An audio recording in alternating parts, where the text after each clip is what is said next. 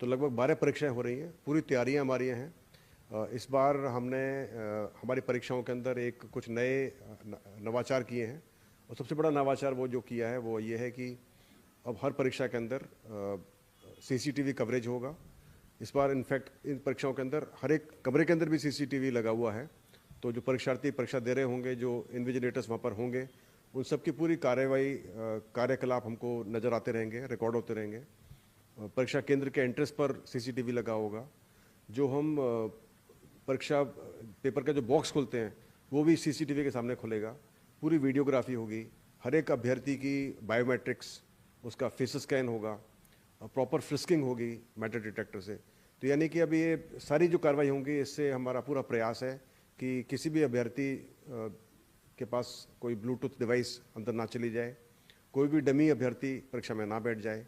तो उम्मीद है सबसे पारदर्शिता बढ़ेगी और सिर्फ जो मेहनतकश अभ्यर्थी हैं वो ही चुनकर बाहर आएंगे। एसओ अभ्यर्थी की जो सूची थी हमने दी थी एसओजी को, मिसमैच वाली। हमने पूरा की पूरा डाटा उसको स्कैन कराया था, उनके सर्टिफिकेट्स को पूरा डाटा बनाया था, और फिर हमने उनको एसओजी को शेयर किया था। उसके आधार पर सारी कार्रवाई की जा रही है। और 54 ज़्यादा बच्चों को हमने हमने अपात्र घोषित किया था, और अभी 100 बच्चों की जाँच और चल रही है। और लगभग 244 बच्चों की जो सूची थी हमने भेजी थी शिक्षा विभाग को, जिसके आधार पर उन्होंने लगभग 125 बच्चों को उन्होंने निष्कासित किया है या निलंबित किया है सर्विस से। और अभी ये शायद केस कोर्ट में है। चूँकि ये न्यायालय के अधीन है तो इस पर ज़्यादा बोलना उचित नहीं है, लेकिन हमारा प्रयास होगा कि जो अभ्यर्थी सही नहीं है, जिनके पास फर्जी डिग्री है, वो सर्विस में ना जा पाएँ। और लेकिन यदि कोई अभ्यर्थी जो कि सही सूचना उसके पास है लेकिन किसी वजह से वो दे नहीं पाया, किसी वजह से उसका हमारा क्लैरिफिकेशन नहीं कर पाया, तो मुझे उम्मीद है कि शिक्षा विभाग उसको उसी नहीं निकालेगा। सर, रीट लेवल 2 रिवाइज परिणाम 4 विषयों का परिणाम जारी हो चुका है। पिछले दिनों आपने पंजाबी, उर्दू और साइंस मैथ का परिणाम जारी किया, जिसमें लगभग 650 अभ्यर्थी हैं प्रभावित हो रहे हैं। आने वाले समय में जो बचे हुए परिणाम है वह कब तक जारी होने की संभावना? हमारा प्रयास है कि अगले हफ्ते तक हम ये सभी जो बचे हुए परिणाम हैं रीट लेवल 2 के, उनका 2 टाइम्स का रिजल्ट जारी कर दें। और उसके बाद फिर हमारा प्रयास होगा कि 1 टाइम रिजल्ट बना के, क्योंकि डीवी की आवश्यकता नहीं पड़ेगी, क्योंकि ज़्यादातर जो बच्चे हैं वो उनका डीवी हो चुका है, जो सिलेक्ट अभी हो रहे हैं, तो डीवी की आवश्यकता नहीं पड़ेगी। तो हमारा प्रयास होगा कि हम इस पूरी कार्रवाई को फरवरी और मार्च में कंप्लीट कर दें। इसमें हमको प्रोसीजर फॉलो करना पड़ता है। जो प्रोसेस उसका यही है कि जब भी रिजल्ट बनेगा तो पहले 2 टाइम्स का रिजल्ट बनेगा, और उसके बाद डीवी की आवश्यकता होगी तो डीवी की जाएगी, डीवी की आवश्यकता नहीं है तो डीवी नहीं की जाएगी, और उसके बाद फिर 1 टाइम रिजल्ट बनेगा। तो हम उस प्रोसीजर को फॉलो कर रहे हैं, और मुझे उम्मीद है थोड़ा सा वक्त लगेगा, लेकिन ऐसे लीगल कॉम्प्लिकेशंस नहीं होंगे। सर, बैकलॉग पद भरे जा सकते हैं? बैकलॉग पद इससे नहीं भरे जा सकते, वो तो अपने को वेट करना पड़ेगा। जब ये पूरे पद हो जाएंगे फिर उसके बाद हम उन पदों को लेंगे जहाँ पर कि नॉन ज्वाइनीज है। सर, हमने 3 विषय में देखा लगभग 640, जैसा कि आपने जानकारी दी। साइंस मैथ में लगभग 400 और इसके अलावा अन्य 2 विषयों में एक 240। अब आने वाले समय में और कितने अभ्यर्थियों पर इसका असर पड़ेगा? मुझे ऐसा उम्मीद है कि इस पर लगभग 1000 से 1500 के ऊपर इसका असर पड़ सकता है, सब मिला के। सारा मिला के 1000 से 1500। सर, एक सवाल, 2 गुना अभ्यर्थियों में जो लिस्ट जारी हुई है उसमें ऐसे बहुत सारे चयनित शिक्षक हैं जिनका नंबर नहीं आया और वो अब हाई कोर्ट जा रहे हैं, और हाई कोर्ट उन पर स्टे दे रहा है कि इनको नौकरी से नहीं हटाया जाए। ऐसे में अब वापस से ये भर्ती कोर्ट में अटकती हुई नजर आ रही है। देखिए, वो कोर्ट में तो बिल्कुल जा सकते हैं, क्योंकि जो चयनित अभ्यर्थी होंगे वो नेचुरली वो जाएंगे कोर्ट में और कोर्ट में स्टे लेंगे। वो उस पर तो हमको रोकना भी नहीं चाहिए, क्योंकि वो उनका हक बनता है, वहाँ जाएंगे। लेकिन हमको भी कोर्ट के आदेश की पालना करनी पड़ रही है, और कोर्ट के आदेश की पालना ये थी कि उनको रिवाइज करके रिप्रेजेंटेशन लेके जो रिजल्ट को दोबारा रिवाइज किया जाए और फिर घोषित किया जाए। तो हम वही कार्रवाई कर रहे हैं, लेकिन फाइनली जो उसका रिजल्ट निकलेगा, जो कोर्ट का आदेश होंगे, उसको हमको मानना पड़ेगा। सर, विशेष शिक्षा की बात करते हैं। विशेष शिक्षा में आपने 2 गुना रिजल्ट जारी किया। अब क्या 1 गुना रिजल्ट सामान्य के साथ आएगा या अलग से जारी किया जाएगा? इसके बारे में आपको नहीं बता पाऊंगा, मुझे थोड़ा सा इसका चेक करना पड़ेगा, फिर बता। ठीक है सर, बहुत सारे सवाल आ रहे हैं। आईए का रिजल्ट कब तक जारी हो? सूचना सहायक परीक्षा का जो डीवी था वो लगभग कंप्लीट हो गया था। जो मेरी लास्ट बात हुई थी विभाग से, तो उन्होंने बताया था कि 10 फरवरी तक उनकी रिपोर्ट बन जानी चाहिए। लेकिन उसके अंदर भी चूँकि एक कोर्ट केस है, वो कोर्ट में कोर्ट के अधीन उसका जो कोर्ट फैसला होना है और कुछ सवालों के ऊपर, तो जब तक वो नहीं होगा तब तक हम उसका रिजल्ट जारी नहीं कर पाएंगे। लेकिन जहाँ तक मेरा डीवी का सवाल है, शायद वो हमको 10 या 12 तक भिजवा देंगे। उसके बाद हम रिजल्ट तैयार करके बैठ जाएंगे। फिर जैसे ही हमको कोर्ट का इसमें एक ग्रीन सिग्नल मिलेगा, हम रिजल्ट जारी कर देंगे। सर सीईटी का परिणाम, जैसा कि आपने कहा था कि जनवरी के अंत से सीईटी के परिणाम जारी करना शुरू कर दिया जाएगा, कब तक उम्मीद है? सीईटी का परिणाम बन चुका है, नॉर्मलाइजेशन हो चुका है और बस अभी खाली कुछ फॉर्मेलिटीज़ हैं और फाइनल रिजल्ट बनना बचा हुआ है। तो हमारा प्रयास है कि इसको हम सीईटी स्नातक कम से कम अगले हफ्ते तक जारी कर दें। सीईटी सीनियर सेकेंडरी का भी लगभग सभी कार्रवाई हो चुकी है, सिर्फ नॉर्मलाइजेशन बचा हुआ है। तो नॉर्मलाइजेशन होना बचा हुआ है, वो अगले हफ्ते हम एक्सपेक्ट कर रहे हैं। तो हमारा प्रयास होगा कि 20 फरवरी के आसपास तक उसका रिजल्ट भी जारी कर दें। सर इसके अलावा पशु परिचर भर्ती है, उसके भी बहुत सारे सवाल आ रहे हैं कि पशु परिचर की पद भी बढ़ाओ, रिजल्ट भी जारी करो। तो पशु परिचर के पद बढ़ाने का काम तो विभाग का होता है। तो मेरी बात हुई थी उनके जो पशुपालन विभाग के जो प्रिंसिपल सेक्रेटरी साहब से मेरी बात हुई थी, उनको मैंने पूछा था कि बताएं कि पद बढ़ने हैं नहीं बढ़ने, जो भी है पशुधन सहायक वाले बढ़ने हैं। तो उसके बारे में उन्होंने बोला था मुझे बताएंगे। तो अभी इन्फॉर्मेशन मुझे नहीं मिली है, मेरी परसों बात हुई थी उनसे इसके बारे में। जहाँ तक सवाल है पशु परिचर की फाइनल रिजल्ट का, तो उसका हमने की जारी कर दी थी और बच्चों से ऑब्जेक्शन मांगे थे। लगभग 1800 उसमें ऑब्जेक्शन आए हैं, 1800 सब मिला के। वो कुछ ही क्वेश्चन पर होते हैं, लेकिन 1800 ऑब्जेक्शन है, बहुत ज़्यादा नहीं है क्योंकि परीक्षा बड़ी थी, 6 पारियों में की गई थी। लगभग 15.5 लाख बच्चे इसमें बैठे थे। तो अब उसके ऊपर हम एक्सपर्ट्स बुला के और ऑब्जेक्शंस को हम उनका निस्तारण करेंगे और उसके बाद कार्रवाई करेंगे। अब चूंकि परीक्षा 6 पारियों में थी, इसमें भी नॉर्मलाइजेशन होगा, तो हमारा प्रयास होगा कि हम अगले महीने इसका रिजल्ट भी जारी कर दें। सर संस्कृत शिक्षा विभाग की अगर बात की जाए तो इसमें पीटीआई और कंप्यूटर अनुदेशक की भर्ती भी होनी है, तो ये क्या सामान्य विषयों के साथ ही इसकी परीक्षा का आयोजन किया जाएगा या अलग से जो इसकी परीक्षा है, चाहे वो पीटीआई हो संस्कृत विभाग की या कंप्यूटर अनुदेशक की भर्ती? नहीं, हमारा प्रयास है कि जो पीटीआई है चाहे किसी भी विभाग के हों, उनकी परीक्षा एक साथ होनी चाहिए। तो ये हमारा प्रयास रहेगा। तुमको इंतजार करना पड़ेगा बाकी दूसरे विभागों की पीटीआई की वैकेंसीज का भी, अर्थना का भी। वैसे भी हमारा कैलेंडर काफ़ी भरा हुआ है, तो अभी हमारे पास वक्त भी है। तो हम प्रयास करें कि जो बाकी अर्थना भी आ जाएँ, उन सबको मिलाकर संयुक्त तौर पर फिर हम एक पीटीआई की परीक्षा कराएं, ताकि सभी विभागों की पीटीआई की कमी को पूरा किया जा सके। सर एलडीसी के रिजल्ट को लेकर भी बहुत सारे सवाल आ रहे हैं, क्या रिजल्ट का स्टेटस?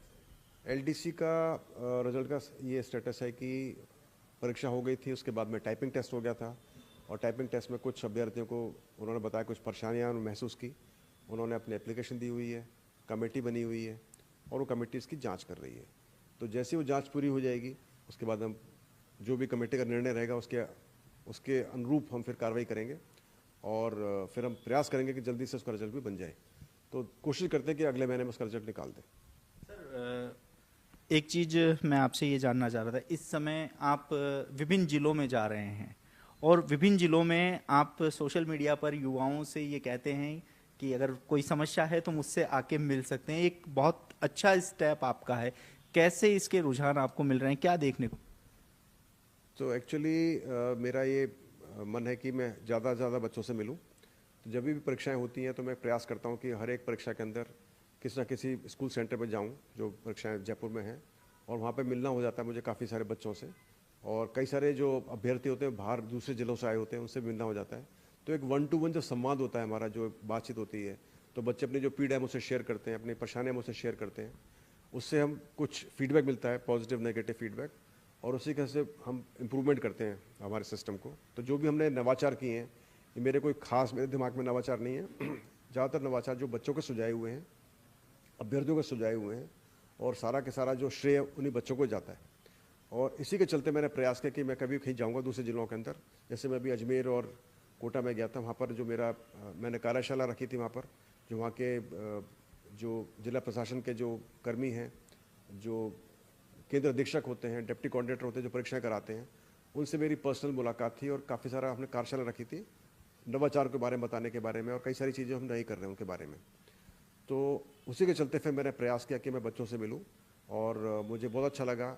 कोटा के अंदर लगभग 20-25 बच्चे थे, अजमेर में काफ़ी कम थे, सिर्फ 5-6 बच्चे थे। तो वो भी एक अच्छा इंडिकेशन है कि ज़्यादातर हमारी जो जो परेशानियां हैं उनका हम सोल्यूशन हमारे सोशल मीडिया के माध्यम से या मीडिया के माध्यम से दे रहे हैं।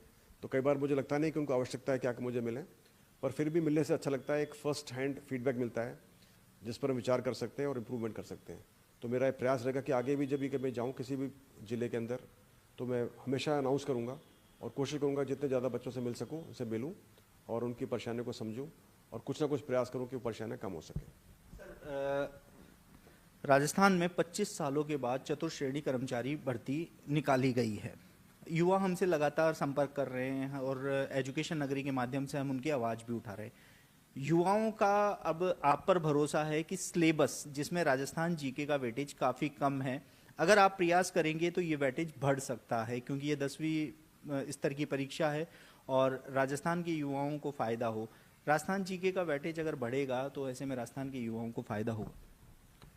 देखिए, जो सिलेबस बनाने का जो काम होता है वो विभाग का होता है, तो मैं चाहता हूँ कि ये काम जो ये विभाग का है तो विभाग ही करे, इसको हम ना करें।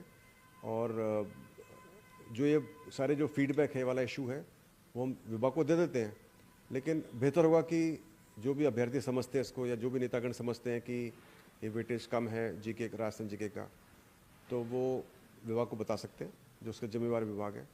उससे मेरा ऐसा मानना भी है कि जो अभ्यर्थी हैं उनको बहुत सारी परीक्षा देनी पड़ती है सेंटर की, और वहाँ पर वेटेज राजस्थान जीके का नहीं पूरे इंडिया के जीके का होता है।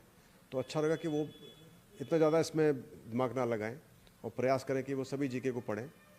और तीसरी बात मेरा सोचना ये भी है कि ये हमारी मन में भ्रांति है,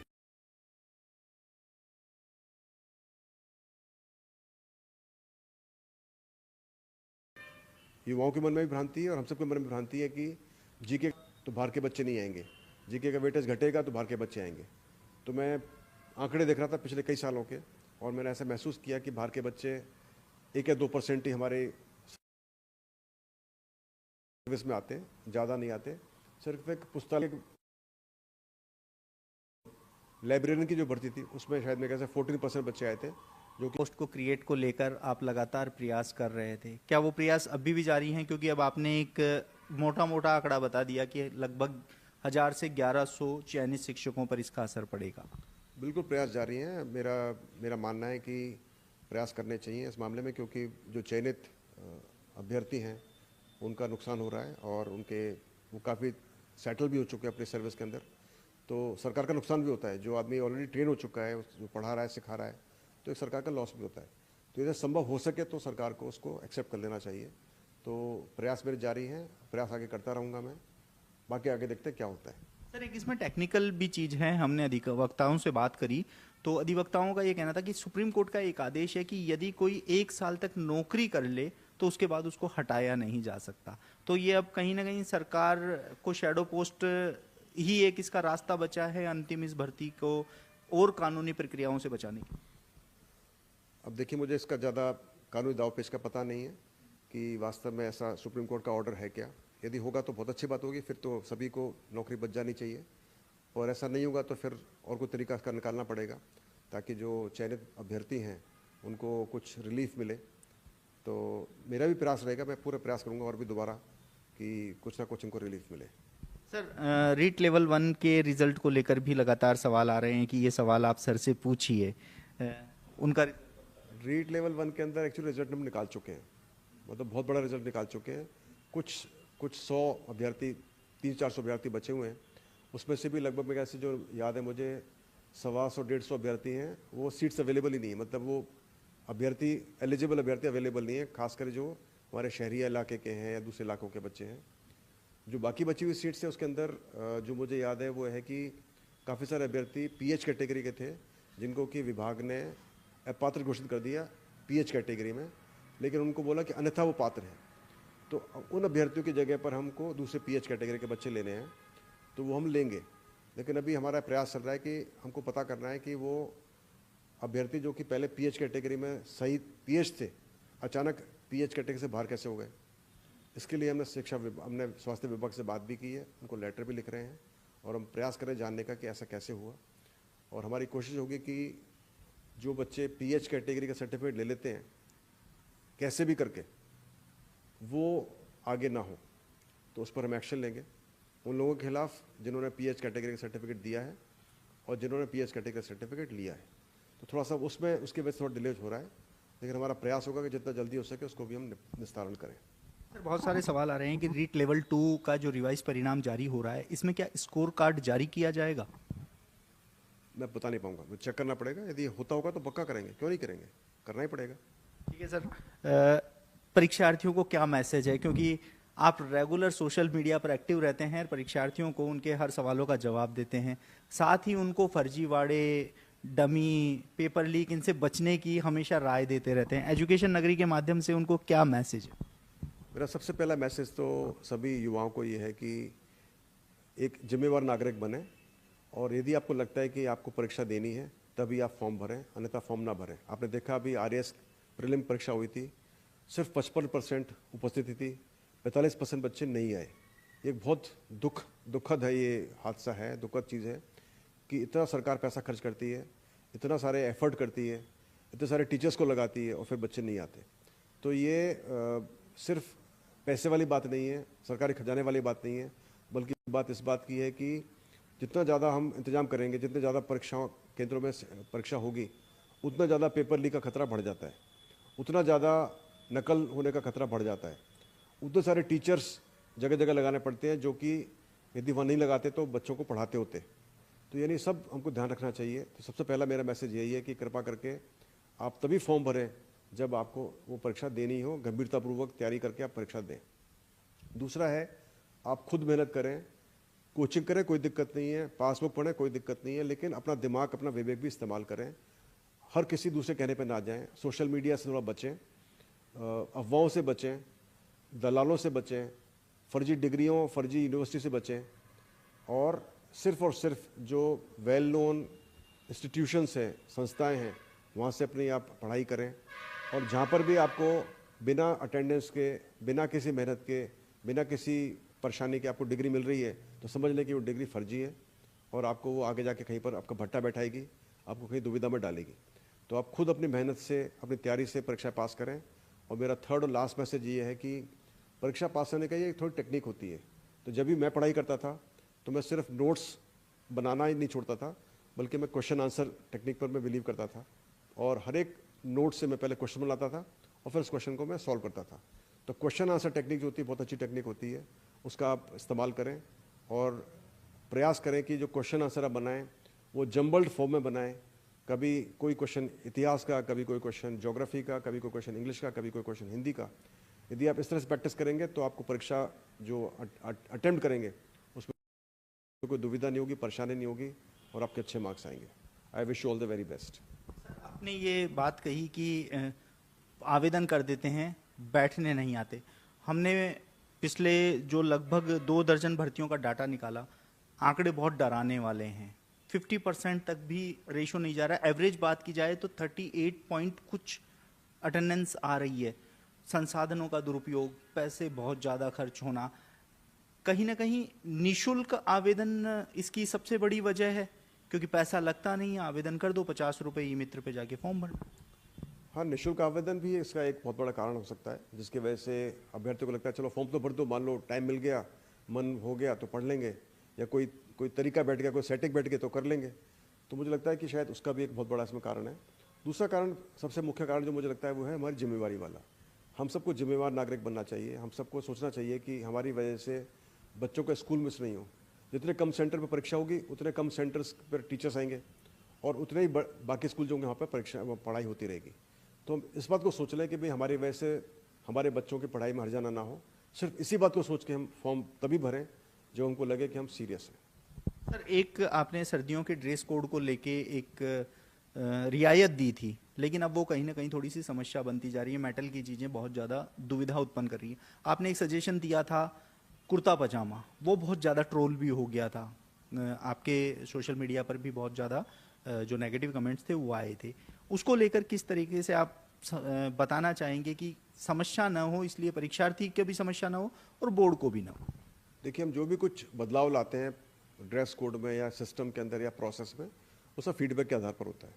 तो ये फीडबैक ही था कुछ बच्चों का कि साहब चूंकि पैंट्स में जिप लगी होती है, मेटल होता है, तो फिर हम क्या करें, हमारे पास तो और कुछ तरीका नहीं होता। तो उन्होंने बोला साहब कुर्ता पजामा अलाउ कर दो, लड़कियों को तो अलाउ है सलवार सूट, हमको अलाउ क्यों नहीं है? तो हमने कुर्ता पजामा अलाउ कर दिया, बल्कि हमने जीन्स भी अलाउ कर दिया। कई बार पहले जीन्स अलाउ नहीं था, जैकेट अलाउड नहीं था, कोट अलाउड नहीं था, फुल बाजू अलाउड नहीं थी, हमने सब अलाउ किया है, क्योंकि हमको भरोसा है कि बच्चे अभी गलत काम नहीं करेंगे, हमको उन पर विश्वास करना चाहिए। और हमने खाली बस एक बायोमेट्रिक्स फेस स्कैन और फ्रिस्किंग को लेकर आए ताकि उससे पारदर्शिता बढ़े और कोई भी फर्जी बच्चा ब्लूटूथ डिवाइस लेकर या कुछ लेकर ना जाए। तो वो हम प्रयास कर रहे हैं।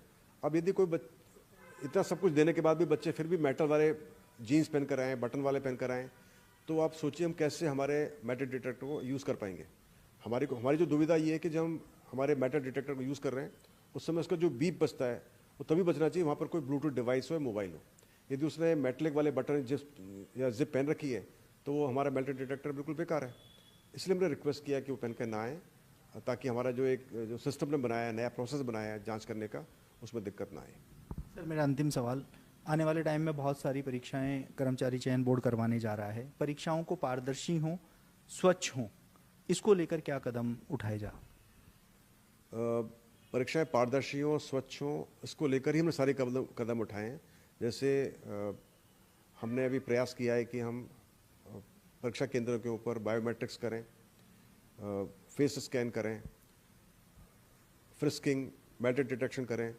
परीक्षा के दौरान भी जब परीक्षा चल रही है उस समय भी हम दोबारा मेटल डिटेक्शन करें। तो इस कार्रवाई से जो एक पहले प्रकरण होते थे डमी होने के या ब्लूटूथ डिवाइस ले जाने वाले, इन सब पर लगाम लगेगी, रोक लगेगी। ड्रेस कोड का हमने बदलाव किया है ताकि हम पूरी सारी जांच को अच्छे से कर पाएँ। इसके अलावा जब हमने दूसरी जो हमने एक्शंस लिए हैं फर्जी अभ्यर्थियों को पकड़ने के, डिग्रियों को चेक करने के, पीएच कैटेगरी वाले बच्चों की दोबारा मेडिकल बोर्ड से जांच कराने के, तो सारी जो कार्रवाई हम करते जा रहे हैं हम इसी वजह से कर रहे हैं ताकि अभ्यर्थी कहीं ना कहीं पर जो कि फर्जी है किसी ना किसी स्टेज पर पकड़ा जाए और सिर्फ जो मेहनत का अभ्यर्थी हैं, जो जेन्युइन बोनाफाइड अभ्यर्थी हैं, वही सिलेक्ट हों और वही नौकरी में आए। तो मुझे उम्मीद है इन सब कार्रवाइयों से काफ़ी इम्प्रूवमेंट हो रहा है। और हम दूसरा भी और प्रयास कर रहे हैं, हम आर्टिफिशियल इंटेलिजेंस का प्रयास भी कर रहे हैं परीक्षा पेपर बनाने में और परीक्षा को कराने में और उसके बाद में परीक्षा के रिजल्ट को जांच करने में। तो हम एआई से परीक्षा के हर एक रिजल्ट को जांच करवाएंगे और उससे यदि किसी भी परीक्षा केंद्र के ऊपर कोई फर्जीवाड़ा हुआ है, मास स्किल के ऊपर कोई चीटिंग हुई है या किसी भी कक्ष के अंदर किसी बच्चों ने आपस के अंदर उन्होंने चीटिंग की है, वो भी आर्टिफिशियल इंटेलिजेंस से पकड़ा जाएगा और उसके बाद उस पर हम एक्शन लेंगे। तो ये बात मैं आपके माध्यम से बताना चाहता हूँ कि अभी अभ्यर्थी चौकन्ने रहें, चीटिंग ना करें, दूसरे अभ्यर्थी सवाल ना पूछें, किसी भी सेंटर के अंदर फर्जीवाड़े ना करें, क्योंकि हम हर एक की जांच कराने में सक्षम हैं और जांच होगी और एक्शन लिया जाएगा। टीबीटी वाला आपका कितना सफल रहा? वो बहुत कहें कि एक बेहतरीन नवाचार था। तो टैबलेट बेस्ड टेस्ट का जो नवाचार है वो भी इन प्रोसेस है। पहले ड्राइंग बोर्ड स्टेज में था, उसके बाद उसको एग्जीक्यूशन किया, अभी वो एक फाइनल टेस्टिंग बोर्ड में चल रहा है और मुझे उम्मीद है कि हम मार्च के आखिर तक उसको फाइनल टेस्ट कर लेंगे और हमारा प्रयास होगा कि जून के महीने में हम उसको लागू करें। यदि सब कुछ सही रहा तो हमारा प्रयास होगा जून में उसको लागू कर दें।